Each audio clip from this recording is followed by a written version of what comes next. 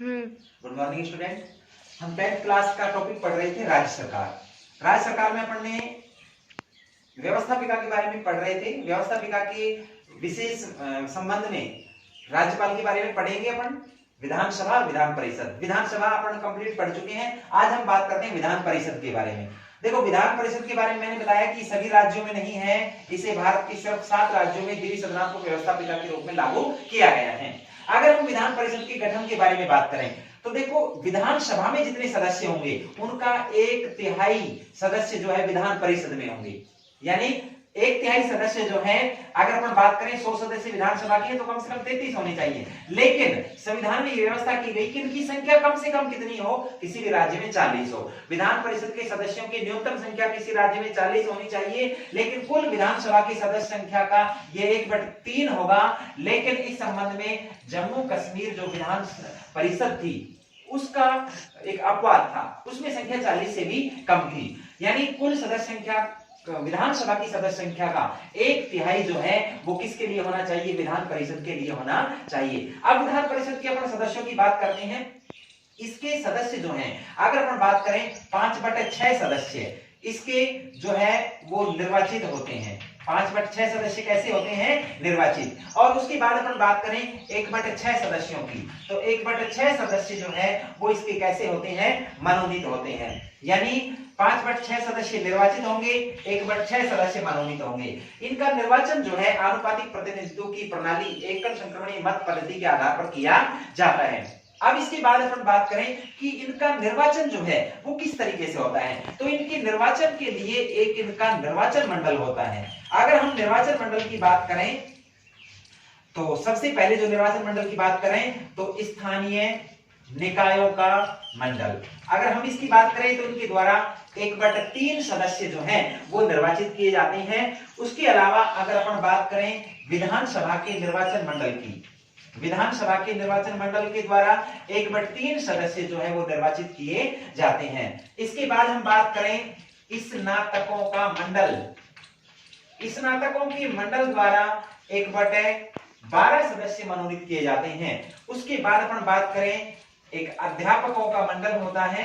अध्यापक मंडल द्वारा 1/12 सदस्यों को मनोनीत किया जाता है। उसके बाद हम बात करें राज्यपाल द्वारा 1/6 सदस्य मनोनीत किए जाते हैं। दोबारा बता रहा हूं मैं, विधान परिषद के जो सदस्य होंगे 5/6 निर्वाचित होंगे, 1/6 सदस्य मनोनीत होंगे। और इनको जो निर्वाचित करने का कार्य वो निर्वाचन मंडल द्वारा पूरा किया जाता है। निर्वाचन मंडल की बात करें, स्थानीय निकायों का निर्वाचन मंडल वो 1/3 भाग को निर्वाचित करता है। विधानसभा निर्वाचन मंडल 1/6 3 सदस्यों को निर्वाचित करता है।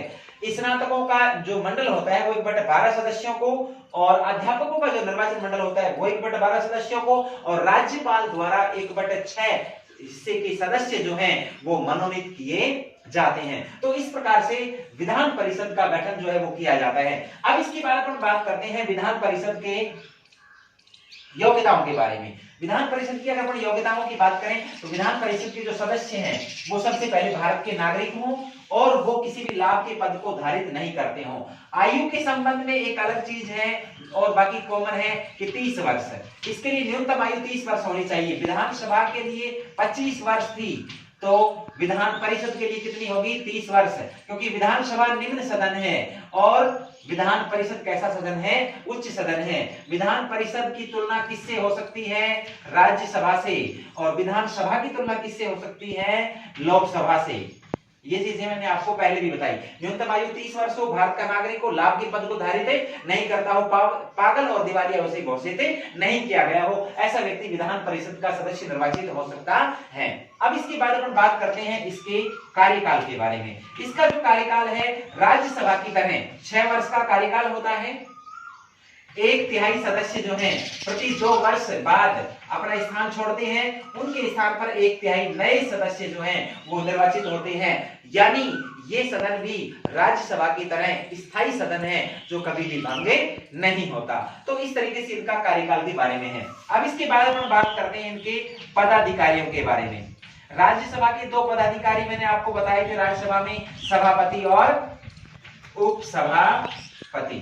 तो यानी अध्यक्ष के तौर पर जो लोकसभा या विधानसभा की बात करें तो वहां अध्यक्ष होता है, यहां होता है सभापति और एक व्यक्ति उपसभापति। तो जहां विधान परिषदें होती हैं केंद्र की तरह, जहां उपराष्ट्रपति जो है उनकी अध्यक्षता करता है, राज्य में सभापति और उपसभापति के दो पद जो हैं विधान परिषद के लिए नियुक्त किए जाते हैं या बनाए जाते हैं। तो ये सारी प्रक्रियाएं जो हैं गठन के अंतर्गत आती हैं। इसके बाद अगर हम बात कर लेते हैं विधान परिषद की शक्तियों के बारे में और कार्यों के बारे में, तो मैं यहाँ विधान परिषद और विधानसभा की कॉमन शक्तियां बताऊंगा आपको एक साथ लगभग दोनों को। सबसे पहले अपन बात करते हैं कार्यपालिका शक्ति या कानून निर्माण करने की शक्ति।